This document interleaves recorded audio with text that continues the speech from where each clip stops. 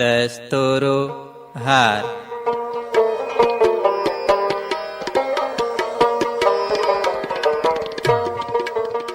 له کلید راډیو څخه د ناول پرلپسې لړۍ.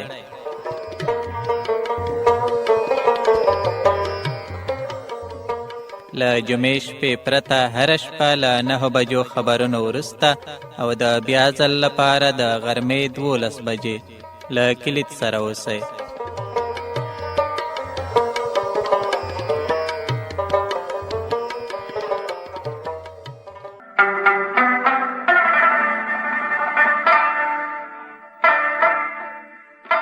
بړبوکی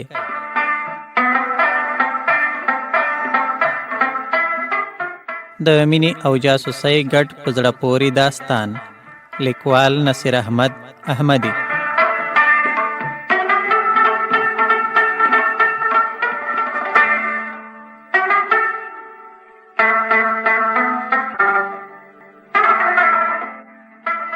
د ستورو هر داستاني خپرونې درنو اورېدونکو السلام علیکم.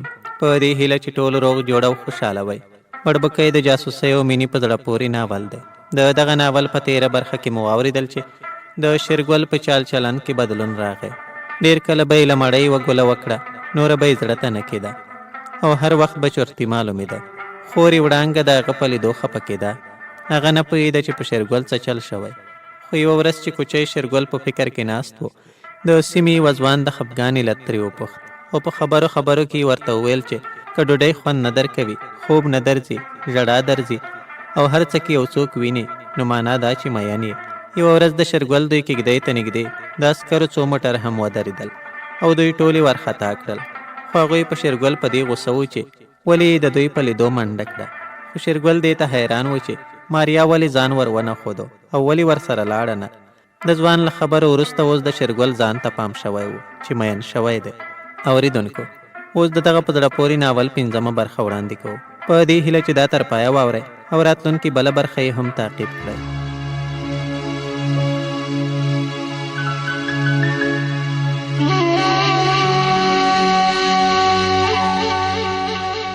لمر په لوېدو و.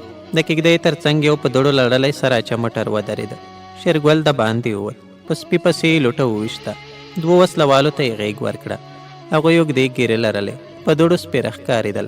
3 سره کېږدۍ ته ننوتل. بوډۍ په یوه کونج کې ناسته وه. په هاون کې یې بادیان ټکول. وسلوالو خپلې ټوپکې زړو بړستنو ته ودرولې. شاوخوا یې وکتل. بوډۍ یوازې وه.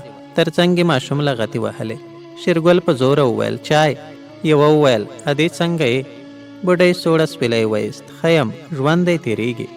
شېرګل وخندل. انا ته اوس هم د زلیخا ځواني غواړې؟ نارینه وخندل.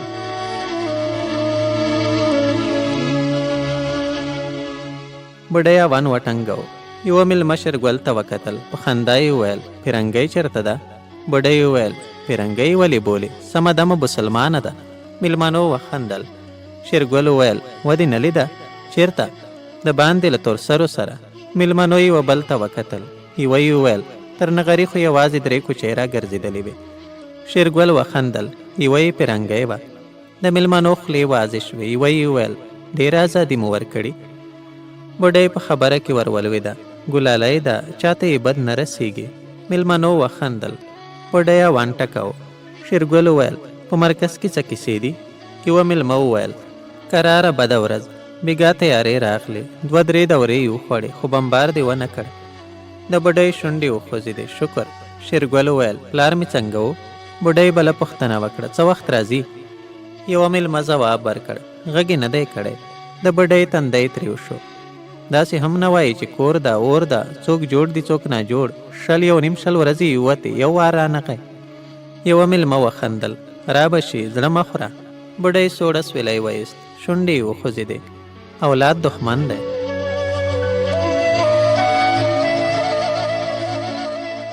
دا وخت وړانګه کېږدۍ ته ورننوته. د مېلمنو تر مخ یې یوه توره چایجوش او 2 ګیلاسونه کېښودل. شېرګل ته یې وکتل. ورو یې وویل لمبات یعنې بره خلاص شوي دي. یوه مېلمه وخندل. لمبات پرېږده، فرنګۍ ته ووایه چې تیاره شي. د هاون ټنګه غلي شوه. د وړانګې رنګ والوت. شېرګل په حیرانۍ وویل ولې؟ د مېلمه خندا زور ونیو. بیا یې نور به یې له شره خلاص شئ. شېرګل په بیړه وویل چېرته؟ مېلمه وویل اوس خو یې مرکز ته بیایو.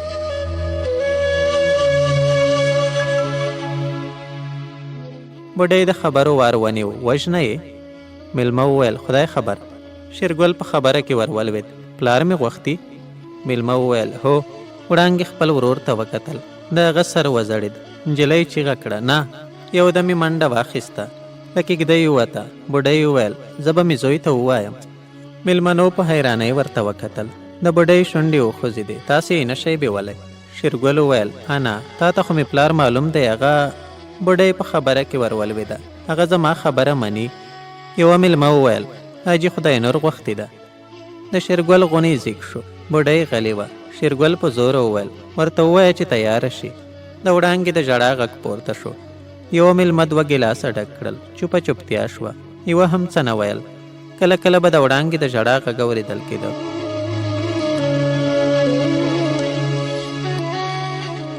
ښه شېبه ووته. وروسته ماریا کېږدۍ ته ورننوته. په کونج کې یې ښې تاو شوي عسکري دریشي ور واخیسته. بېرته د باندې ووته. بوډۍ پسې غږ کړ ته به چیرې نه ځې؟ د وړانګې ژړا زور ونیو. شېرګل په زوره وویل دریشي دې نه اغوندي خطر لري. یوه مېلمه د تایید په علامه سر وخوځاوه. شېرګل خپلې انا ته وکتل. په ناامیدۍ وویل موږ څه نشو کولی. ماریا ور غږ کړ راځئ. بوډۍ په بیړه له کېږدۍ ووته. مېلمانه ولاړ شول. لمر لوېدلی و. لوېدیځ ته پرتې تار تار وریځې سرې وې. لرې غځېدلې غرونه تور ښکارېدل. وړانګې ژړل. بوډیو د هغې نګور هم خوابدې وې. خو ماریا زړورې خبرې کولې. په څېره کې یې ویره نه وه پرته.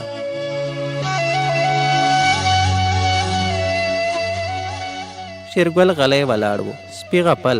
یوه سیرلي ټوپونه وهل. وسلوال په موټر کې ناست و. ماریا غوستې کوچیاني کمیس ته اشاره وکړه. ورو یې وویل ستا کمیس مې راسره یووړ. وړانګې کوکه کړه. ماریا د ماشوم مور ته مخ ور واړو. شونډې یې وخوځېدې. بنګل ته وګوره ښه شوی دی. نرم خوراک ورکوه. کوچۍ خپلو سترګو ته ټیکری ونیو. بوډۍ غلې ولاړه وه. اوږدې لرګینې تسپې یې اړولې. ماریا حرکت وکړ. د شېرګل د زړه دربا ډېره شوه. وړانګه د خپل ورور مخې ته ودرېده. سترګې یې سرې وې. په خواره خوله یې وویل لالا.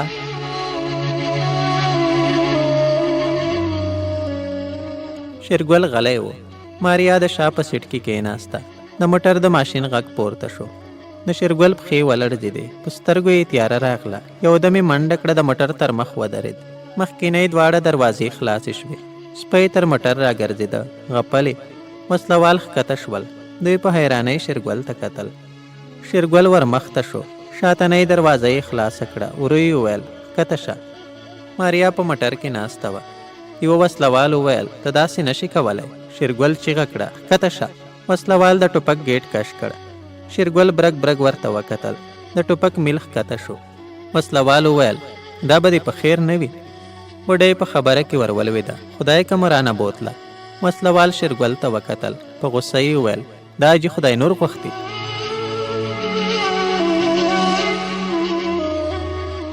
د ماریا شونډې وخوځېدې. زه ورسره ځم. وړانګې په غریو کې وویل لیونی یې. شېرګل چیغه کړه هغوی به دې ووژني. ماریا وویل خو زه تاسو ته جنجال نشم جوړولی. شېرګل لاس ور وغځاوه. تر مټ یې ونیوه او له موټره یې ښکته کړه. یوه وسلوال وویل ښه دې ونه کړل. شېرګل مخ واړو. لاړ او تر توت لاندې کېناست. موټر یوه شېبه ولاړ و. وروسته یې حرکت وکړ.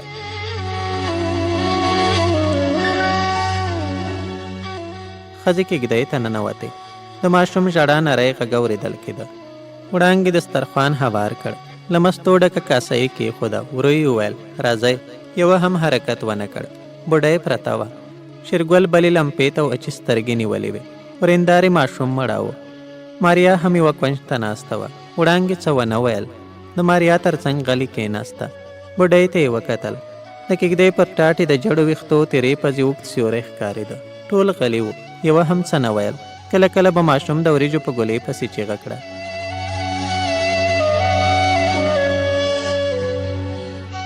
ماریا ورو ولاړه شوه. له کېږدۍ ووته. د باندې سوړ باد چلېده. سپوږمۍ نوې راختلې وه. نری ښکارېده. خو بیا یې هم پر دښته خړه رڼا پرته وه. ماریا پر یوه هواره تیږه کېناسته. سپی ورغی. لکۍ یې وخوځوله. پښو ته یې پرېوت. ښه شېبه ووته. سپي سر پورته کړ، وغرید، منډه یې کړه. ماریا پسې وکتل. څو ګامه لرې یو سیوری ولید، حرکت یې لاره. د سپي غپا یو دم غلی شوه. ماریا په ځیر ځیر ورته وکتل. سپی او سړی دواړه ور روان وو. ماریا په بیړه کېږدۍ ته ننوته. یوه هم ورته ونه کتل. ټول غلي وو. پر دسترخوان له مستو ډکه کاسه ایښې وه. ماریا وویل د باندې یو سړی دی. شېرګل په بیړه کېناست. ټوپک ته یې لاس ور وغځو. بوډۍ خپلې پښې ور ټولې کړې. ټوخی واورېدل شو. وړانګې وویل ابا. کېږدۍ ته یو په ونه دنګ سړی ور ننوت.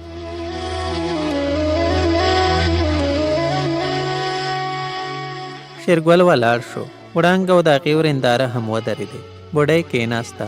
ماریا په حیرانۍ ورته کتل. دې د لمر سوځولې څېره او له سپینو لونګۍ په نکریزو رنګ شوې راوتلې سرې څڼې په غره کې لیدلې وې.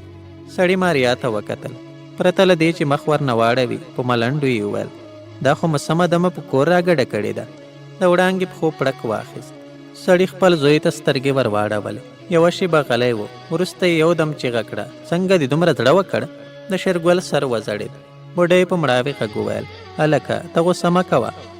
سړي چیغه کړه د حاجي خدای نور ته ځواب ورکړی دی. ماریا په بیړه ورته وکتل. وړانګې ژر له غولې رڼۍ ور پورته کړه. سپخېدلی زوړ بالښت یې کېښود. خپل پلار ته یې وکتل. هغه ولاړ و. بوډۍ په سړه سینه وویل کېنه، ساس سمه کړه، هر څه به خدای سم کړي. سړي بالښت ته ډډه ووهله. تنده یې ګونځې و. د سپین پټکي په دوړو سپېرې سرې څڼې راوتلې وې. څېره یې د لاټین ژېړې رڼا ته نیولې ښکارېده.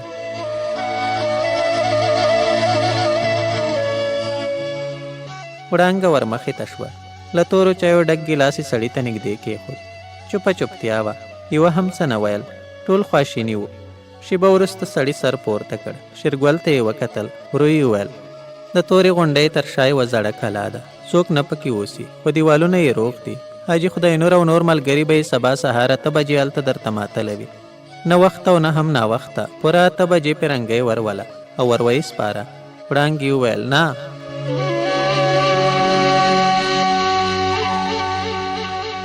سړي رډ رډ ورته وکتل. وړانګه په بیړه له کېږدۍ ووته. بوډۍ ماریا ته اشاره وکړه. دا به هېڅ چیرې هم نه ځي. ماریا په بیړه وویل نه زه ځم. شېرګل چیغه کړه چپ. سړي په حیرانۍ ورته وکتل. د شېرګل سر ځوړند شو. سړي په غوسه وویل نه پوهېږم دې پیرنګۍ په دومره لنډ وخت کې څه کوړې در باندې کړي دي. د شېرګل شونډې وخوځېدې. هغوی به یې ووژني. سړي په غوسه وویل بلا مو ورپسې مرداره دې کړي، ولې مو دومره زړه پسې تړلی ها؟ د باندې د وړانګې د ژړا غږ پورته شو. ماریا په منډه له کېږدۍ ووته. سړي شېرګل ته مخ ور واړو. په غوسه یې وویل بله نه کېږي، وخت ته به حرکت کوې. پوره 8 بجې باید زړې کلا ته ور ورسېږې. نه وخته نه هم ناوخته، پوه شوې؟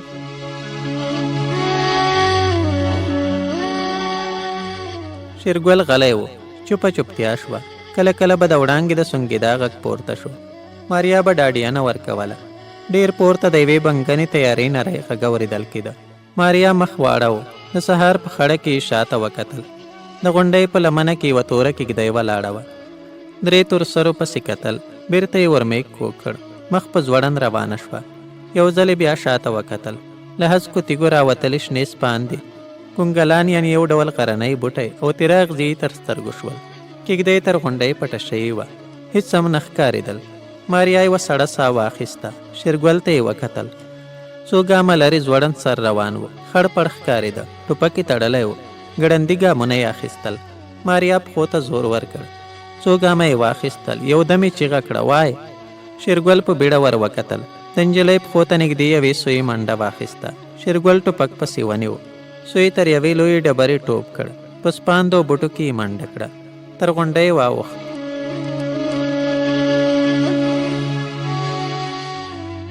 ماریا یو دم وخندل. شېرګل په حیرانۍ ورته وکتل. ماریا غلی شوه. شېرګل ټوپک غاړې ته واچوه. ورو یې وویل عجبه نجلۍ مې ولیده، مرګ ته روانه یې بیا هم خاندې. ماریا څه ونه ویل. شېرګل خپل تګ ته دوام ورکړ. نجلۍ په هغه پسې ګړندۍ روانه وه. نری باد چلېده. پاس یوه غوټه توره وریځ ولاړه وه. نور اسمان شین و. ښه شېبه ووته.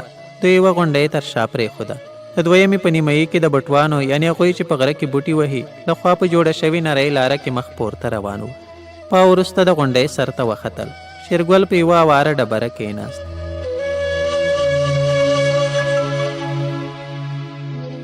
ماریا ور ورسېده. شېرګل وویل صابه سمکو. نجلۍ 2-3 ګامه واخیستل. سړي ته مخامخ په یوه بله ډبره کېناسته. شاوخوا یې وکتل. هسکې او ټیټې غونډۍ وې. ژوندی ساری نه ښکارېده. ماریا وویل 2 بجې دي. شېرګل ګړۍ ته وکتل. شونډې یې وخوځېدې. پاو کم 6. د ماریا په مخ د اوبو څاڅکی ولګېد. پورته یې وکتل. پر سر یې توره پنډه وریځ ولاړه وه. دویم څاڅکی یې سترګې ته برابر شو. ځمکې ته یې وکتل. د مار سپین پوستکی پروت و.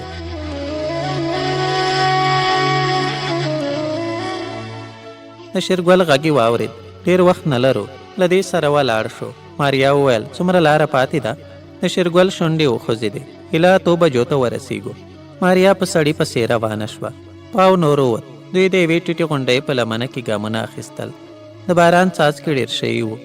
په نري باد کې د لندې خاورې بوی تاوېده او ډېر لرې یوې زرکې نارې وهلې. دوی ښه شېبه مزل وکړ. تر یوې بلې غونډۍ واوښتل. ماریا وویل 2 بجې دي. شېرګل په مړاوي غږ ځواب ورکړ 6:30. د ماریا شونډې وخوځېدې. دمه نه کوو. کوم ځواب یې وانه ورېد. سړی هماغسې پورته خود. 2-3 دقیقې نور هم مزل وکړ.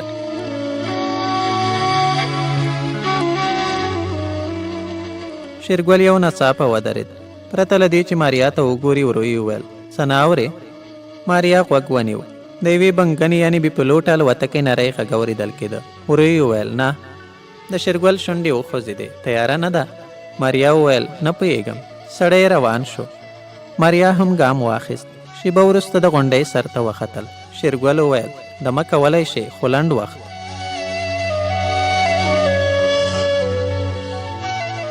ماریا په یوه لویه ډبره کېناسته. ورو یې وویل څومره لاره پاتې ده؟ سړي ورته وکتل. د نجلۍ له خړ ټیکري راوتلی تور پیکی لوند و. پر سپین تندي 2 تاره لانده ویښته سریښ و او پر زنه پورې د باران یو روڼ څاڅکی ځړېده. شېرګل ځمکې ته وکتل. ویې ویل دومره وخت نه لرو. باید 2 بجو ته ځانونه ورسوو. یا الله. له دې سره ولاړ شو. پښه یې وښویېده. پر کیڼ اړخ پرېوت خو بېرته ژر ودرېد. ماریا په بیړه وویل ژوبل خو نه شوې؟ شېرګل تشي ته لاس ونیو خو څه یې ونه ویل.